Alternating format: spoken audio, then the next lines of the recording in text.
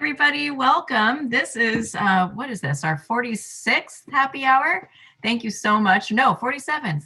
Yeah, that's right. Thank you so much for joining us. I'm Maya Jasper White. If you're new, give you a special shout out. Thank you for joining. Today, we are really happy to have a guest who's going to play a complete live set for us. Right now, they're working out some audio technical issues. So we're going to chat with you a little bit while we're waiting for them. Brian, are you here? I'm here. What's up? Hey, how are you? I'm good. Need me to give like a website and a phone number like Pledge Drive, or you want to do something a little more interesting? Always, always. Oh, hey, Juan Pablo. Yeah, I was putting in the chat some stuff about this piece. It's super fun. It's actually a signature Gustavo Dudamel piece. You probably know that, Marissa. Her husband, Ted, is in the LA Phil. Something he's played a lot with his orchestra from Venezuela. And it is a huge piece. There's probably, 85, 90 people on stage, tons of percussion. And like I said, Jeremy just has a real gift for that. Marissa, do we have any sense of how long it's going to be before they join? No. We are here. Hey! Hello. Your timing is impeccable. Okay, let me just make sure that Kenji is Kenji here? Let's see. Sorry about that, everyone. I am here. All right, Kenji. So you get to be a little bit embarrassed as I introduce you. First of all, cheers to everyone. So happy to see all of you. I'm Kevin Kumar, Maya's co-director of Salastina. And our guest tonight is Kenji Bunch. And he was first suggested by our growth manager, Marissa Winship, who also runs all of the happy hour tech and is also a wonderful violist herself. And she and her partner, Ted Botsford, who's a bassist in the LA Film, they knew Kenji when they were living in Portland, where Kenji currently lives. I think Marissa wanted us to show more Viola love during our happy hours. She's saying yes. But she also said that Kenji really embodied a lot of Salastina's values. So we're really happy to have him here. I personally met Kenji back in 1994, maybe, I think. We were at a summer festival in Germany together. But at that time, I didn't know how... we didn't share how eclectic both of our tastes were at the time. And I'm a little sad that it's 30 years later now that I'm learning about the width and depth of his knowledge and experience of all kinds of music. I've been diving into Kenji's work, and I think the Washington Post got it right. They said his music is clearly modern, but deeply respectful of tradition and instantly enjoyable. I also think his music is very American, and I mean that in the best way possible. You'll see what I mean tonight. Kenji's music has been performed by over 60 American orchestras and countless chamber music organizations. He's very prolific. He has recordings on lots of big labels. He was the first student ever to receive dual Bachelor and Master of Music degrees in viola and composition from the Juilliard School. Which was just a couple of years ago, right, Kenji? Yeah. And he currently serves as artistic director of Fear No Music. He teaches viola composition and music theory at Portland State University, Reed College, and for the Portland Youth Philharmonic. Kenji, thanks so much for joining us. Oh, thank you so much, Kevin, Maya, for having me. It's so great, and I'm so happy to be able to share this and connect with you again and hear you say nice things about me. And it's just really, really great. Well, thanks. So Kenji has a live set that's going to last for 40 or 45 minutes or something like that.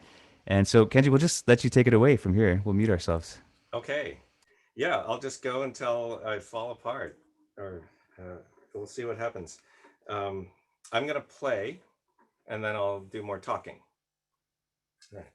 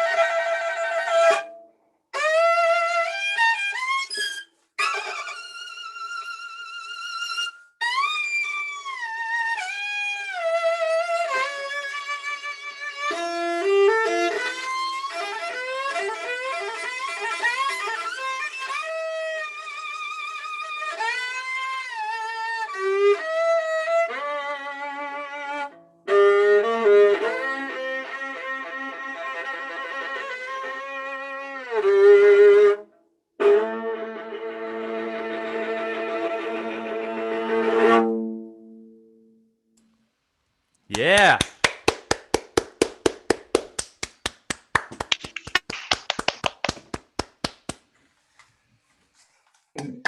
Awesome. The comparisons to Hendrix and Meredith, who did you say would be proud? B.B. King. He would be so proud. They're rolling in. Awesome.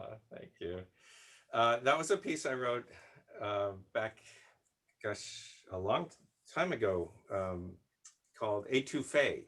I wrote it right after Hurricane Katrina, and it was like a tribute to the resilience of the people from that region, and referenced wonderful music traditions from that region.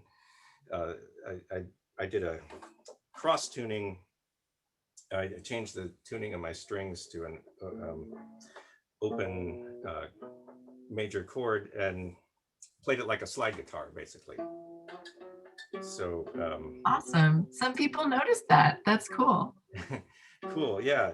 So tuning my viola in weird ways has kind of become a thing for me. And I never, I didn't grow up thinking someday I want to be known for the weird ways I tune my viola. But it's what seems to be happening, and it's fun. I guess what I liked about it is it shows the versatility of the instrument, and it allows me to just play instruments that I don't really play, and kind of transport myself to other places and other times. And I think, especially with the viola, there's something uniquely versatile about it, and I like to kind of celebrate that. Hey, Kenji, real quick, somebody had a question, if you don't mind saying what the scordatura is for that first piece. Okay, so for that one, so normally my strings are from the top down. It would be A, D, G, C, tuned in fifths like a violin or a cello. And what I did was I tuned my A down to an F. I kept my D where it was. I tuned my G down a step to an F, and my C down to a B flat. So I basically had a B flat major triad. Cheater. Well, you're right, Kevin. What's so much fun about it is you get access to these crazy double stops that would be like insane tuned normally, and Yeah. It makes you seem like this like weird genius of double stops.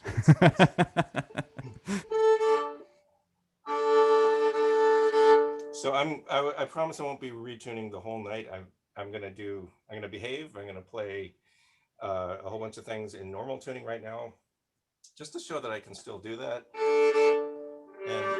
And then I'll end with a couple scordatura nuggets. That's the fancy word for retuning.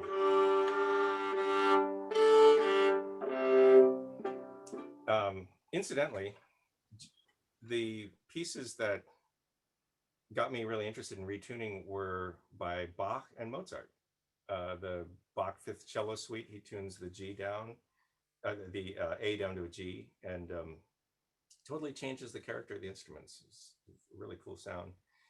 And Mozart tuned all the strings up a half step for the Sinfonia Concertante, which was a pretty brilliant thing to do. So now I'm going to play you a piece I wrote back in 2015. This is a all pizzicato piece, and I thought I'd play it because it's this is where I wrote it here in my little studio.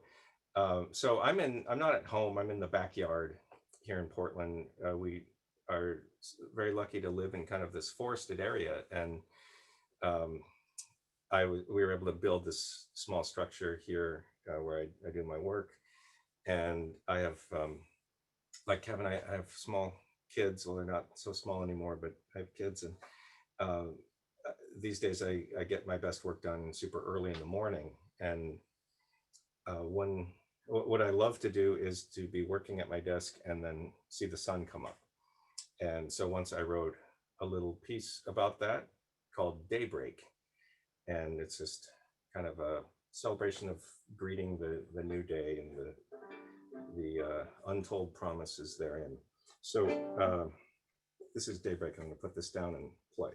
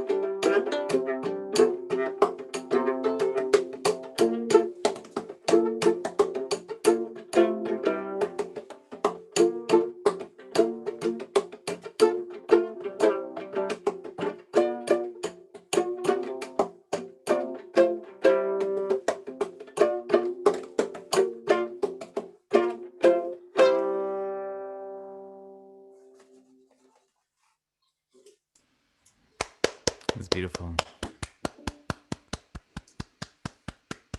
For the record, that is not easy to not only the drumming that he was doing on the viola itself and all the different kinds, but to phrase so beautifully in pizzicato is hard.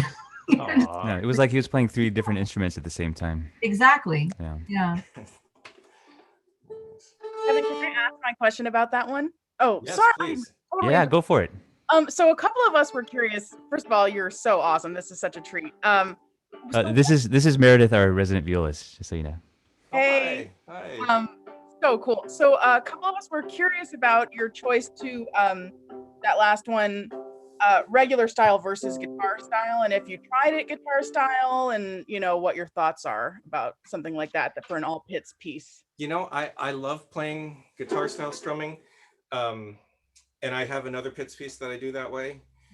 But this one with the percussive stuff, Yeah. I find it a lot easier to be holding it like this. Yeah, makes sense. Otherwise, I might drop it. Thank you.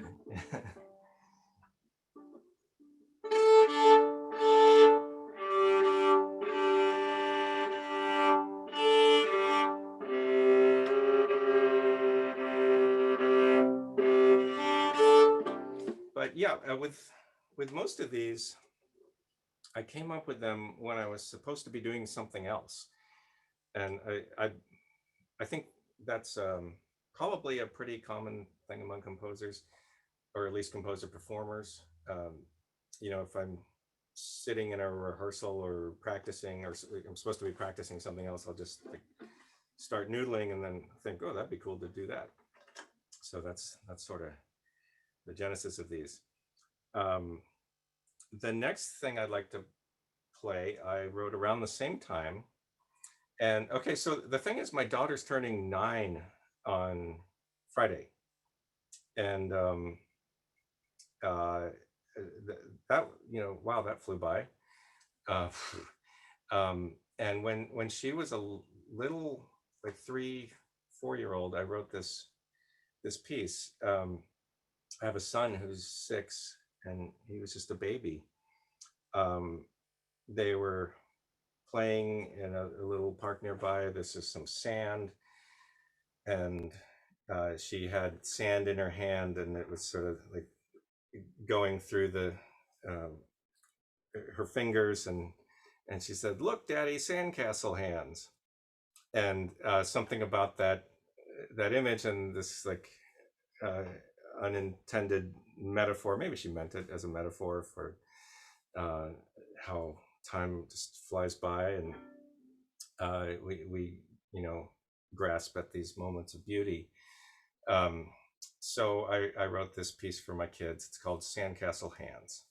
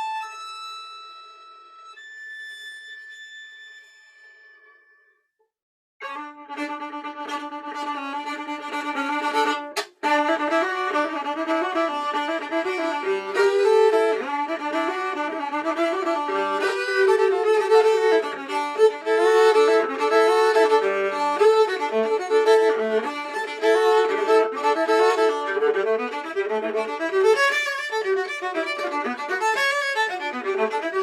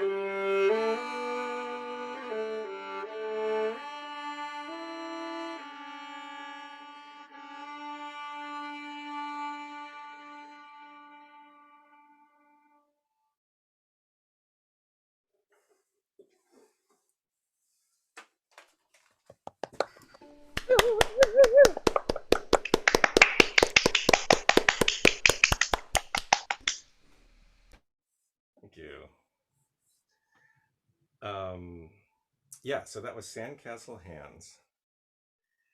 And, excuse me. Yeah, so I'm from Portland, born and raised.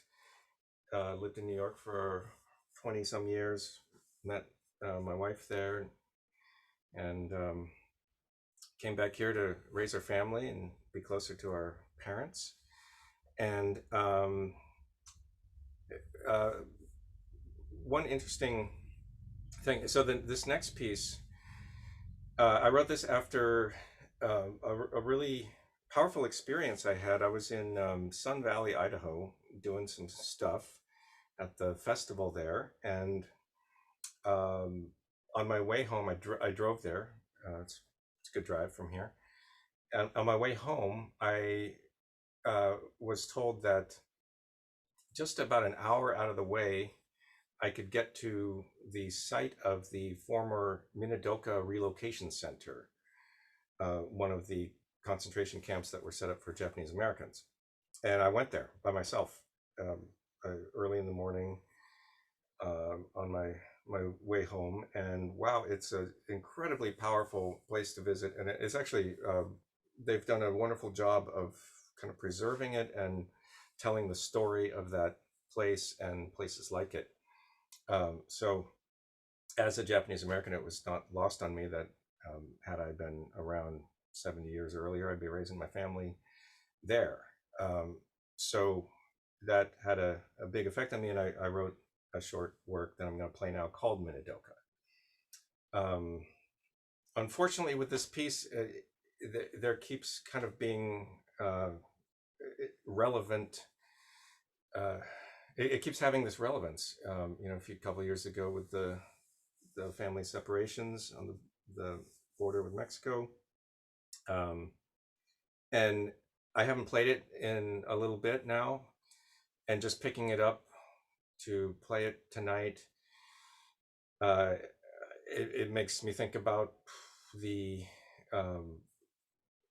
this crazy surge in violence and harassment towards Asians in this past year, and so I kind of want to play I want to be thinking about that as I play it tonight, and help draw awareness to that situation. So this is Minidoka.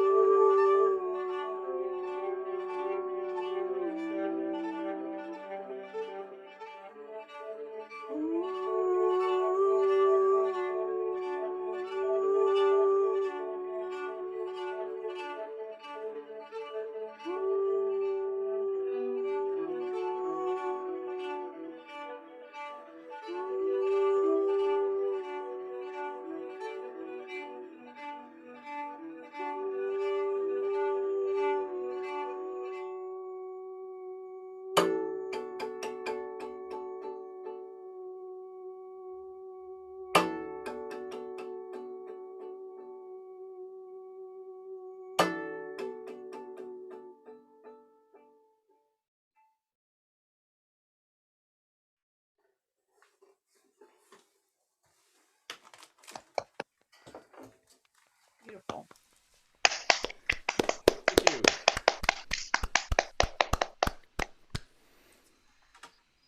Thanks so much.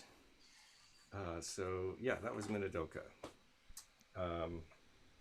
And I, it's part of my mission, I guess you would call it, to, I've only recently sort of figured this out. You know, we all have time on our hands this year, and we've all asked ourselves, what the heck are we doing? And I guess what I've figured out about what I'm trying to do is to entertain. And I mean that. I think entertaining is, for some reason, like a dirty word, but I think there's something.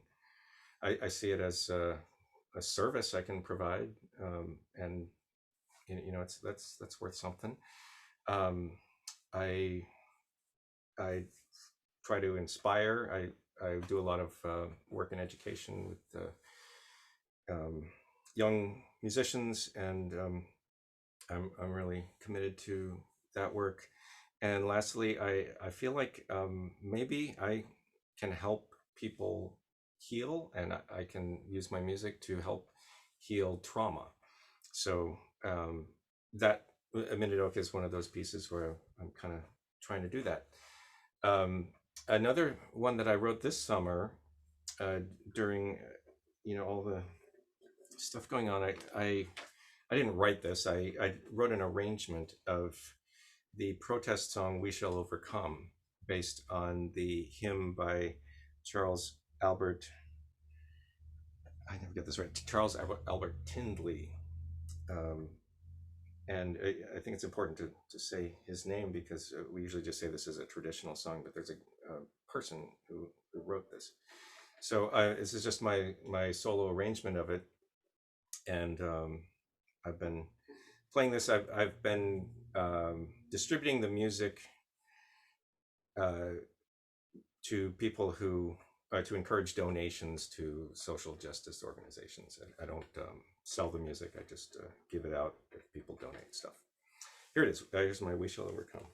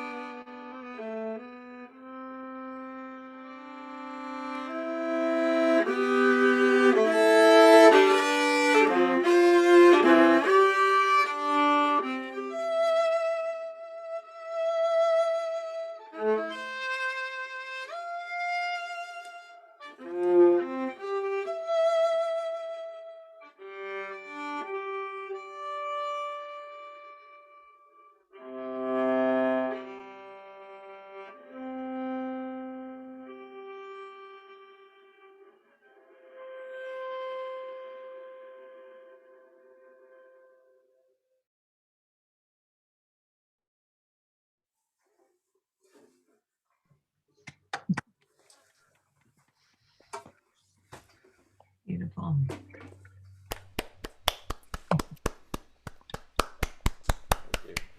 Kenji, you're hearing just a few of us clap, but we can't unmute all 200 people. Oh no! Same. Just the few claps are so valuable. That's the reason I put my headphones on. Like, are they there? Are they yes. Okay. No, I like that. That's great. Okay, so this next thing is kind of you're gonna have to give me a break here. This is out of my comfort zone, and it has an interesting story. So about a year ago, I was, or no, well over a year ago, because I was doing concerts, and you know, when we were doing that, and I was playing in this really wonderful festival, and as part of the festival, there was a concert in a high school for a group of high school musicians, and it was a chamber group. We played some Mozart, and it's nice. Really fantastic players. And we played some stuff and then asked the students if there were any questions. And the first question we got was one of the students very eagerly asked, "Can you play anything from Hamilton?" And I'm not a quick thinker or a quick talker. It takes me a while to figure stuff out, and I was trying to figure out, can we play anything from Hamilton? How would that work? What could we possibly? And while I'm doing this, somebody else in the group immediately just shut it down and said, "No, sorry, we don't do that. Next question," and just like that was it. And I understand that, I guess, but it bothered me. And what bothered me mostly about it was that I didn't have something from Hamilton ready to go. People like Hamilton. I like Hamilton. I think it's amazing. I think it's one of the real important contributions of this century so far. And why aren't I able to play something from Hamilton? So, we've got this year and some extra time, and I've got to do something on the viola. So I tried to figure something out so that the next time I'm asked that question, I would be ready for it. So here it is. All right.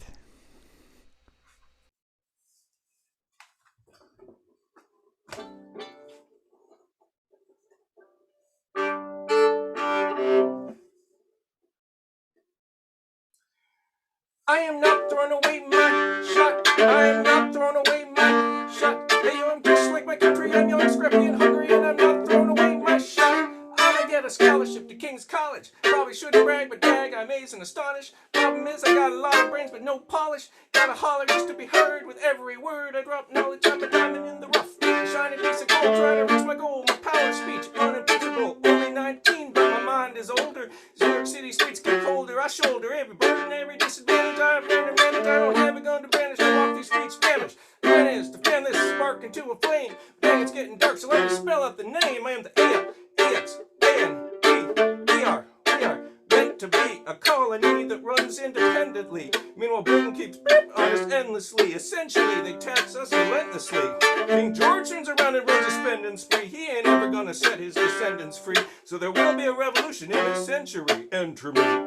He says in parentheses, "Don't be shocked when the history book mentions me. I will lay down my life if it sets us free. Eventually you'll see my ascendancy. Cause I am not throwing away my shot. I am not throwing away my shot. Hey, yo, I'm just like my country. I'm young, scrappy, and hungry, and I'm not throwing away my shot. Time to take a shot."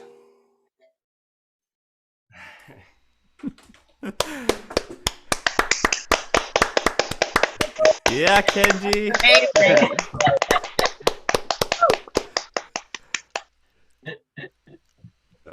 Yeah, I'm working on it. Have you rapped much? I'm not a big rapper. My dog and I did produce a little EP a number of years ago, but I haven't rapped. Neither one of us has rapped much since then. You're talking about DOG, dog, right? Yeah, Okay. that was my former. She passed away last year. Actually, this a lot of these weird tuning things come from this CD, which is my dog. That was my old dog, Coffee. May she rest in peace. But we have a new puppy named Marcy. We just got her a few months ago, and she's really great. And congrats. Yes. So yeah, if anyone outside of whoever's here tonight and maybe a smattering of people around the country have heard of me, it's probably because of this little contraption I wrote for the viola called the 3 Gs. For whatever reason, it's become something that the people want to play. And it's funny to me because of the situation when I wrote it. I was teaching at one of Mark O'Connor's strings conferences, fiddle camps, and this was back in like 2005, 2006, and those were really wonderful places. I mean, the faculty was amazing, and there's just all different kinds of, all different styles of music, all these different approaches to playing these instruments, and it was just a wonderful environment.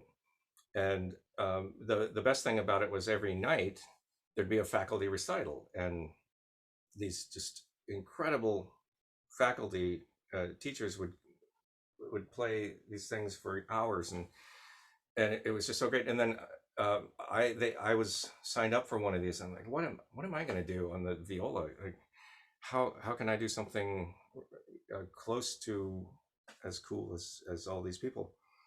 And so, kind of out of desperation, I came up with this tune. And the reason it's called the 3Gs, there are several reasons. I retuned my strings into what is called dead man's tuning or Bonaparte's tuning. On the violin, that would be 3 D strings. On the viola or cello, it's 3 Gs.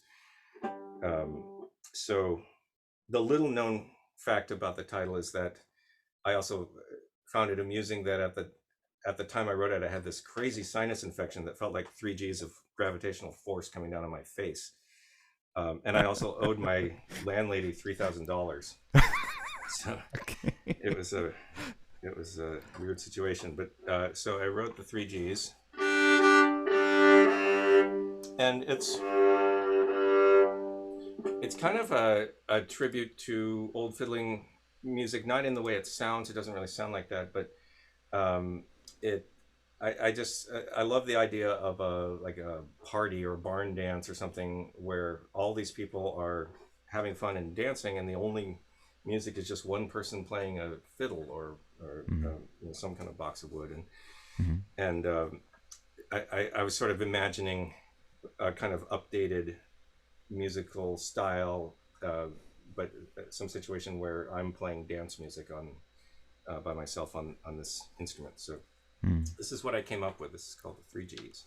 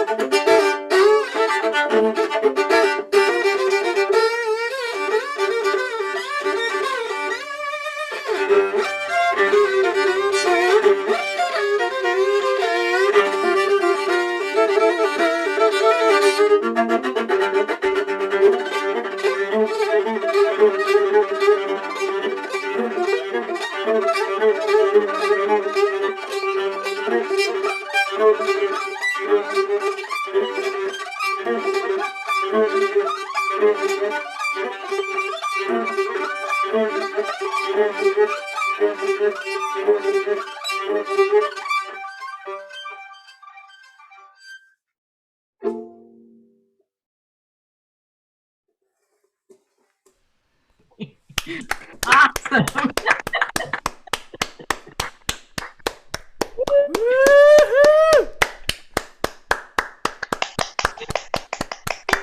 That was amazing. I think a lot of us are just completely perplexed how it is you can go back and forth between all these different tunings so effortlessly and keep it straight. It doesn't matter. This string is now a third, a fifth, a tritone different from what you just did, and it just doesn't seem to matter at all. That's just amazing. Well, it helps to not think about it too much. And some of these things I just haven't even written down. Like the étouffée I've never even written yet. And when I did finally write the 3 Gs down, looking at the music was so incredibly confusing to me. I couldn't play it for like a few months. I was like, what is this? Hey, Kenji. So, well, actually, so what we had in mind was that we would have a conversation with Kenji, and then he would close out the event later with one more piece. But Kenji had offered up a little improvising kind of improvisation, sort of based on you. I don't know. You want to introduce it? Well, sure. So I thought I've never done this before. It's not like a shtick I have. It's just Okay. For some reason I thought it would be fun as I was like, struggling to tune my instrument. I thought, what if as a sort of interactive thing, what if somebody suggests a tuning for me and I try to play something in that tuning. So if that sounds like a terrible idea, we don't have to do it. No, let's do it. I Yeah. love this. You guys want to put something in the chat? Put your Yeah. ideas in the chat. Sure. And maybe what's that? In the meantime, I think it's time to make our nightly donation appeal, pass around the virtual hat. Those of you who've been here before, you know what's about to happen. These events are free for everybody to attend week by week, but they are not free to produce. And we rely on the generosity of people like you guys to keep them going.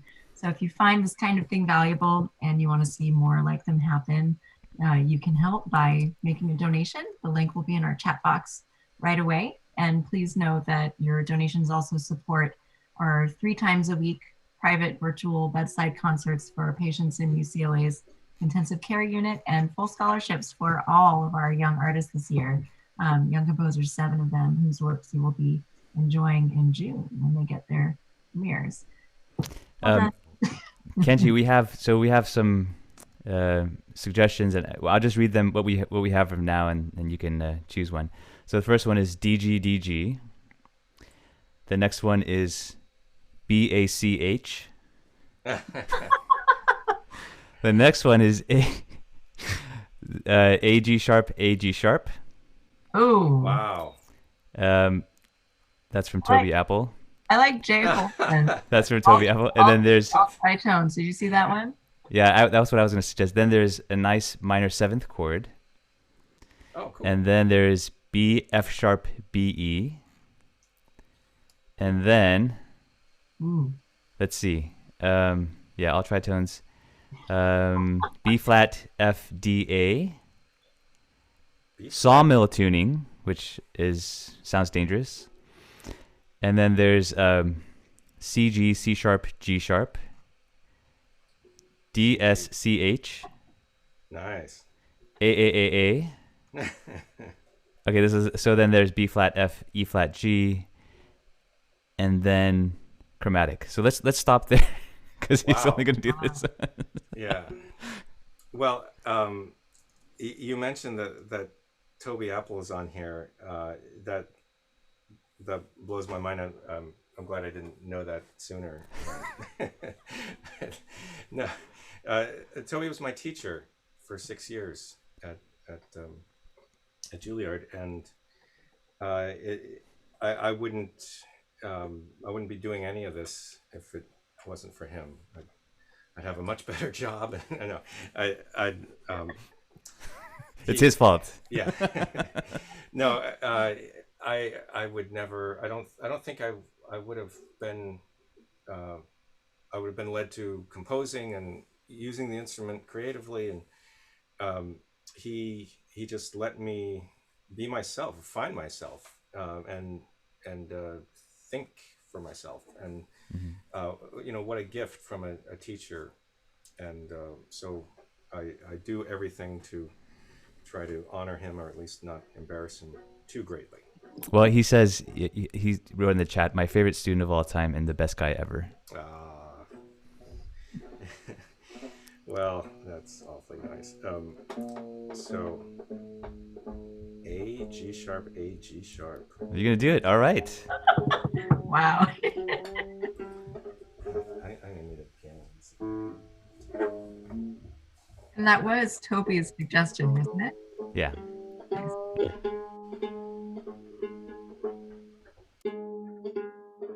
That's gonna be weird. I mean, to be honest, what I like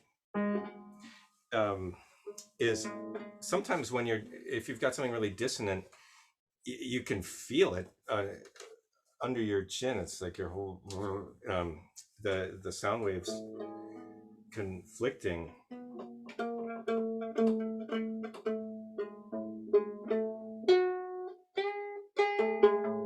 I like it.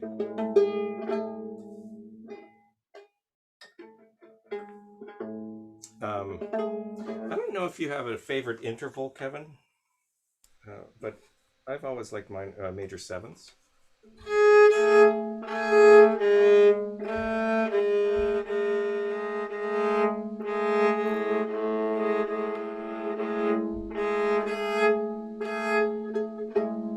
Wow, that's an interesting resonance. Can you play the middle strings that you tuned to a half step? Because there are people wondering, oh, what's going to be so hard about this?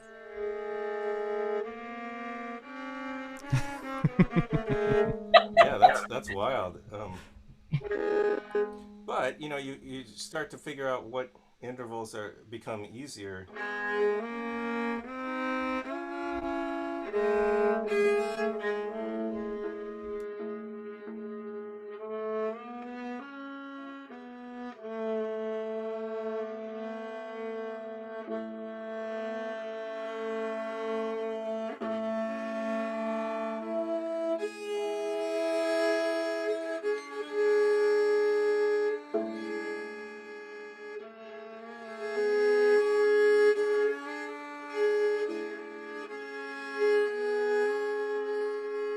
And the other part of it is that they go at us.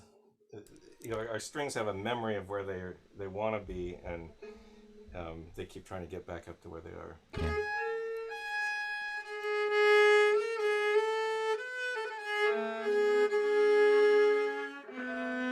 There's potential here.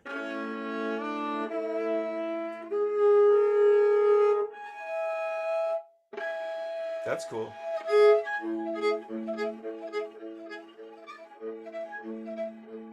I like it. All right, I'll work on that one. That's pretty cool.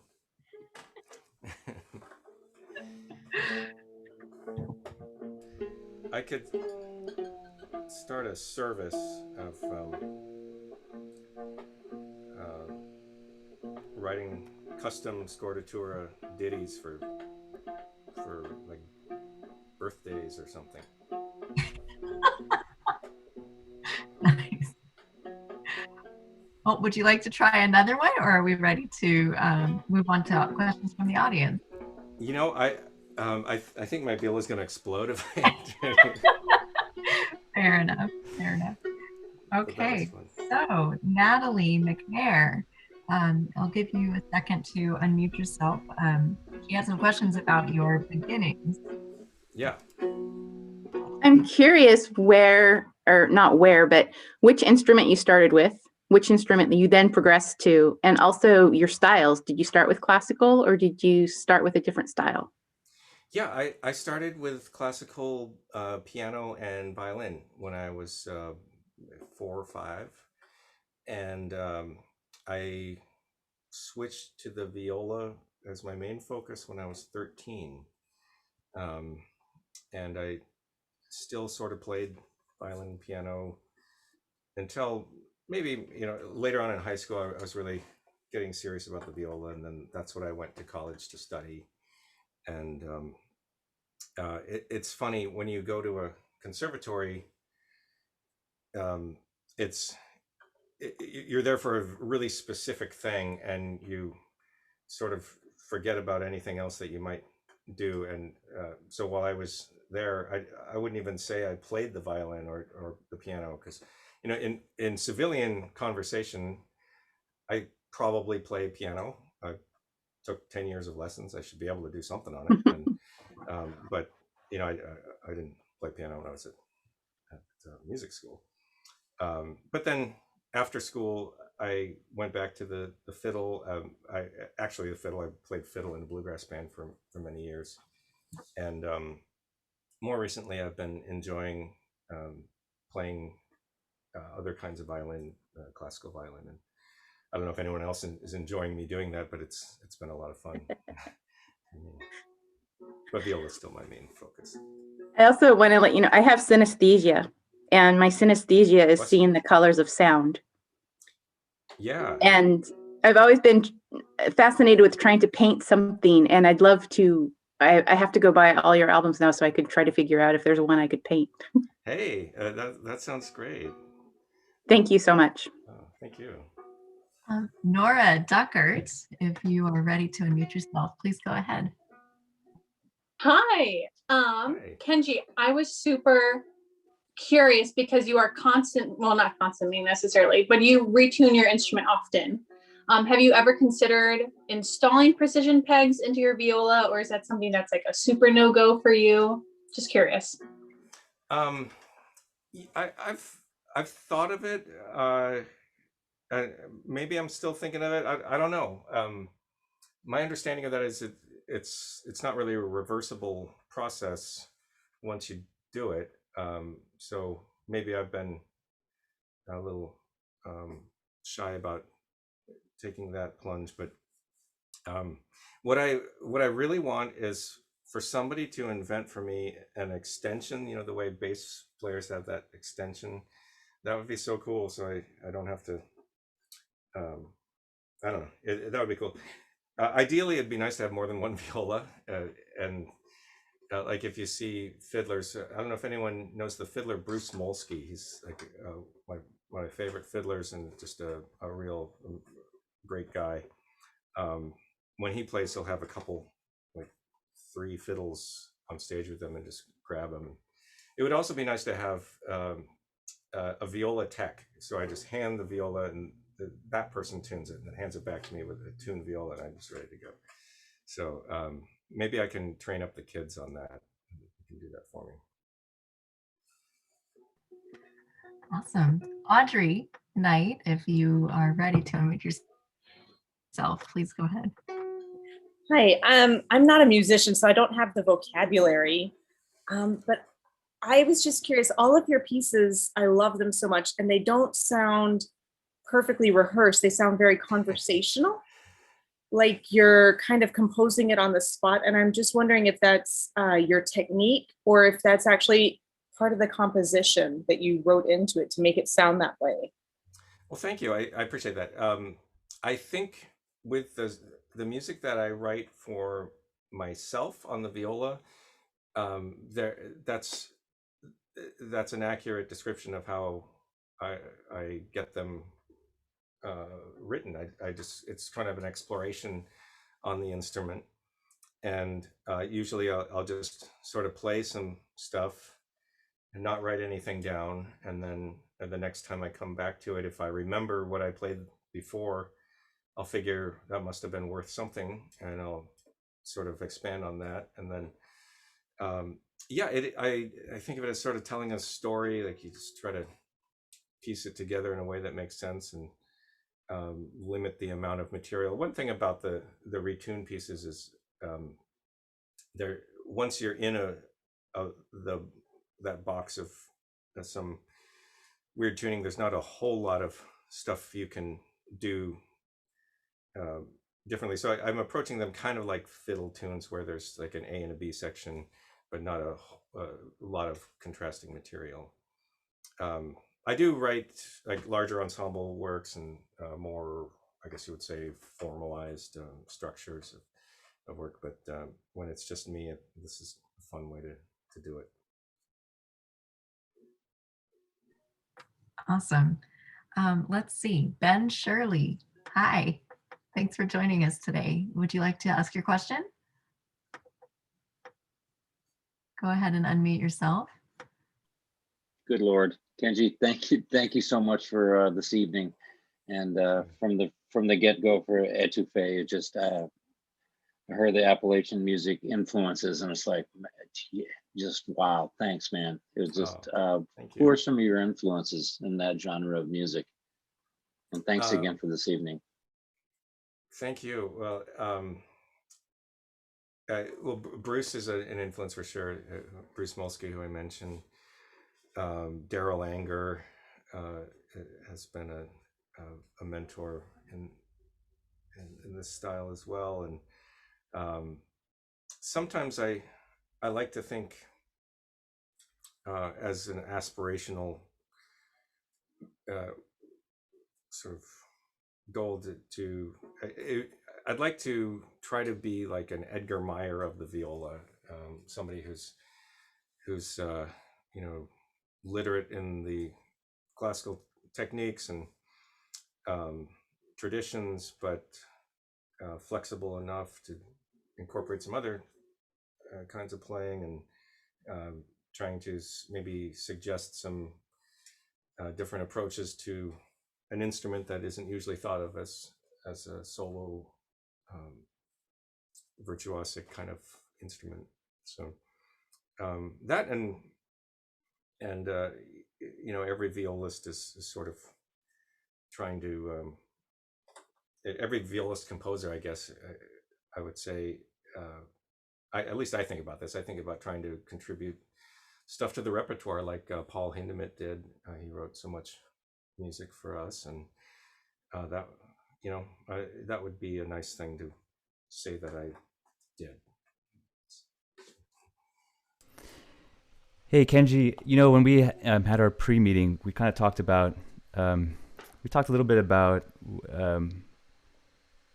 you teaching improvising and feeling like there was a point in time when you felt like, like you had kind of like the right to do it, I guess. You didn't say it in those words, but that you felt like, yeah, you had enough experience, to be able to like, to help other people do that. I was just wondering how you feel about like performing styles of music that you're not familiar with. Like, is there a point where, like, like the Hamilton rap, right? It's like, do you feel like, I just want to get your thoughts on that. Like, do you feel like, we should just jump into things, even if we don't have a lot of experience doing it, or like, you know what I mean? Yeah. Well, I think specifically coming from the classical tradition, it's difficult to expand out of that without that that really like self-critical voice that we internalize from just the nature of the training is, you have to learn some things in a very specific order, and accuracy is important for the music that we learn. You have to play certain things a certain way, and so we spend a lot of time getting good at that. And then when we're asked to do something where it's maybe not as written in stone how we're supposed to do it, and more there are more choices left open for us, that can be uncomfortable, and it's very easy to think, I don't have a right to do this. What am I doing? Everyone's going to think I'm a fool for doing this, and to sort of like push past that and just think, well, I want to do this, so you know, I didn't just pick up this instrument and be able to play it immediately. It took a lot of work. So if I want to do something else on it, it would make sense that would also take a lot of work. And I think it's important to find things that we want to do. You know, like I was saying before, we've all sort of confronted this question of what do we do now? What do we practice when there are no concerts? And I have a lot of friends who hit the solo Bach pretty hard, and that's great. I love solo Bach. It's amazing, wonderful music. I didn't have the impulse to do that. I just, you know, I love it, but I didn't want to get up every day and play solo Bach. I wanted to just see what else I could do. And for some reason, learning how to rap and play at the same time seemed an interesting challenge. And it was a huge challenge. It's really hard for me to do that. And I would like lie in bed trying to go over the words and pretend to picture myself play. It was hard. And, you know, that's just like a minute's worth of this thing. But I think there's some value in that. It teaches a certain rhythmic coordination, and I think rhythm is something that's undervalued in the classical approach, and I think it's useful to find ways to kind of compensate for that lack of emphasis on groove and rhythm. We're gonna ask Sean. I'm not sure how to say your last name. If you want to unmute yourself and ask your question. Kenji, would you mind just moving a little bit closer to the mic? Yes. Awesome. How about that? Awesome. Thank you. It's Bouquet. Oh, Bouquet. And all right. everyone pronounced it incorrectly, so I'm completely fine with however anyone says. Well, first, to thank you.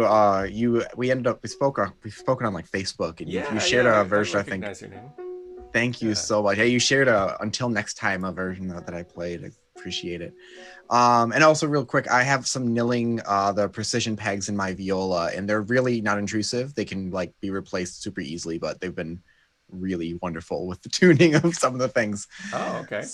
So my question, a couple years ago, I don't know if it was supposed to be secret or not, you mentioned that you're working on a book of solo repertoire, or putting together like possibly the piece like Lost and Found and some other things. So it's not a very thought-provoking question. I wish I had something really deep, but it's more very so I can play your music. Do you know if you're gonna have a book of music out in the future that we could purchase? Yes, thank you for asking that, Sean, and really nice to sort of meet you almost in person here. It's really great. I appreciate your support.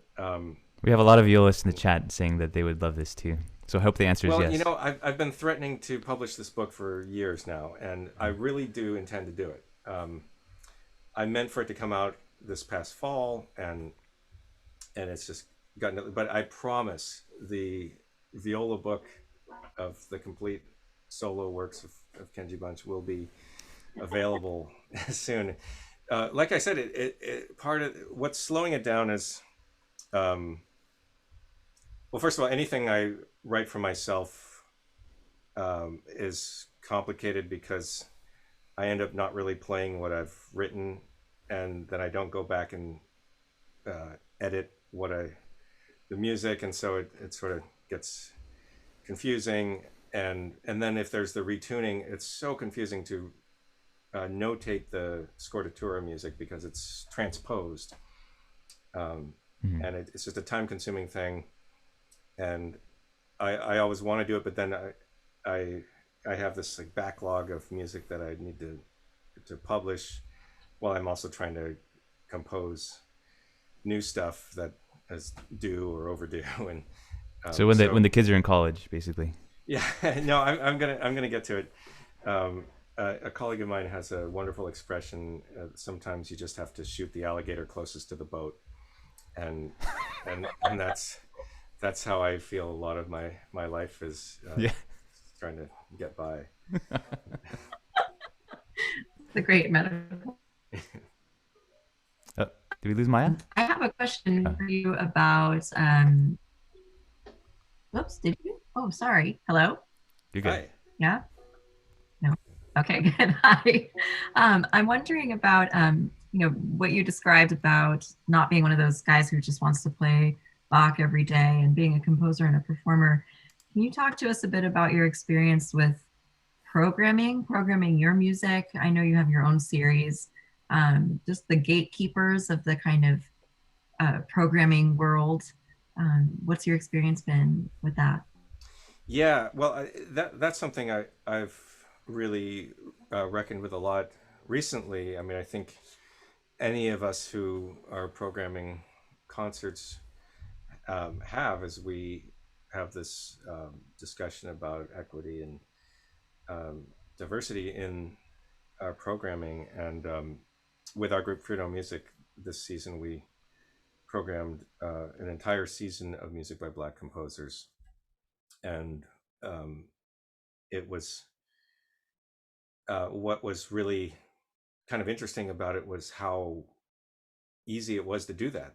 There's just a lot of wonderful music to choose from, and it's like sort of almost embarrassing that it took me this long to realize I could have done that a few years ago. I didn't have to wait for this tumultuous time to make that statement.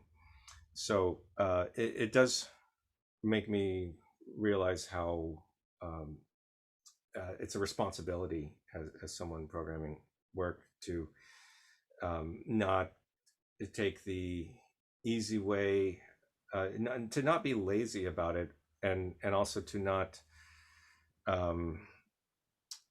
just stick with the status quo of reading resumes and bios and needing to have certain boxes checked to even consider programming some Right. composers' works. And a lot of the composers that I'm finding now have very different paths to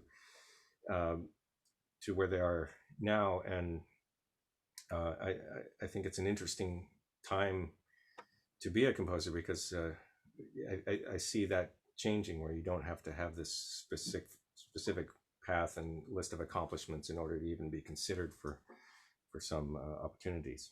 Mm-hmm. Yeah, that's true. Similarly, Sarah Chasudison, you had a great question about collaboration. Would you like to unmute yourself and ask? Sure. I'm going to also be obnoxious, switch my background one more time because I'm from Portland and I set up a whole bunch of Portland backdrops. Oh, yes. Here we go. Hi.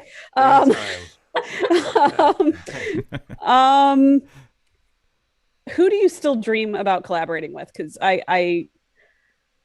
I know a whole bunch of people who have lovely, lovely pieces that you've written for them. But I'm just wondering who's still out there, or maybe there's a genre you haven't worked with. Well, it's interesting that you're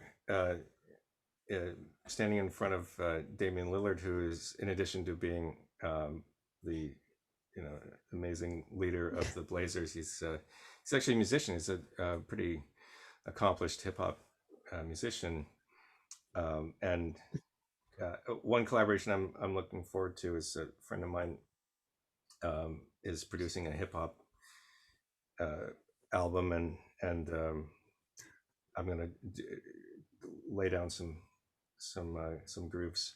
Cool. Yeah, I'm interested in that. I think that kind of playing is interesting to me. And yeah, I mean, what part of my journey is to be what I would like to do, rather than focus on becoming the best classical violist I can be, which is a nice thing to do. For me, what feels authentic is to just try to become as flexible a musician as I can be, so that I can connect with as many different kinds of musicians as possible, and be able to find a common language with them. So yeah, that's what I'm trying to do. Great. Thank We you. have some requests from our resident artists that your answer be Salastina. Hey, say the word. All right. Rachel, do you want to unmute yourself to ask your question? Let's see.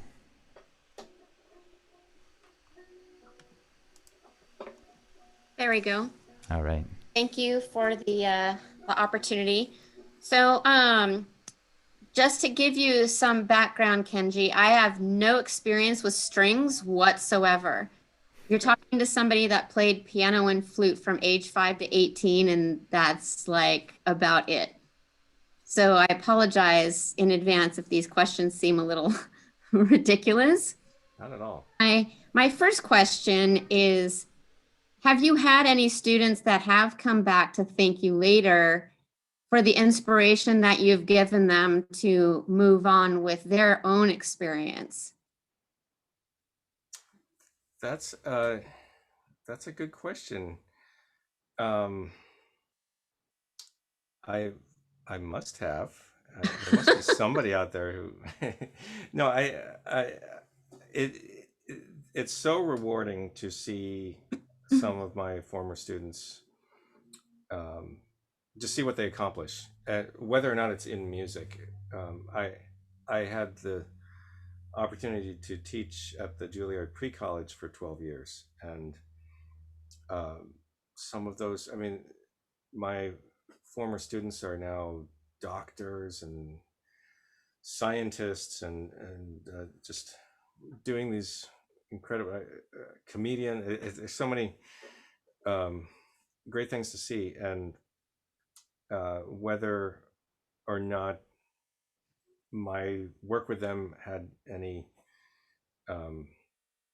influence on that, it doesn't really matter to me. It's just nice to see them flourish as people and in whatever field they've chosen. And some of them are in music and playing great, and I'm really proud of them. So yeah, I love that aspect of teaching, just seeing what happens to them. Right. And then my second question is, there seems to be a lot of focus on the tunings that you do for the various pieces. And so I'm wondering if at the collegiate level, is that experience or ability something that somebody would have to know to get into, say, a college level viola program? No, I don't really think so. I mean, even though I've done that with a number of the things I'm playing, it's not really a standard enough technique to be required for entrance into and actually sometimes people play the 3 Gs for auditions, and I'm always so confused by that. Like I would never want to do that. I mean, you're just like messing up your instrument and just for this one weird piece, and then you have to. And I don't understand that, but there's been some of that. It's kind of a fun novelty thing, I guess you would say. It's not really part of the tradition that's important for everybody to know. Although that'd be fun if it was. Mm-hmm. Thank you. Thank you. Hey, Kenji, we often say that we wish we could have a couple more hours with our guests, but I feel like in your case, like I wish we had, like a couple more days to spend with you. And I'm just like so happy that like the way that we reconnected is, from a whole recital of yours. It's just, everybody at Salastina wants to thank you for this time. It's been really great. Well, thank you, Kevin and Maya and everyone at Salastina. It's a huge honor for me.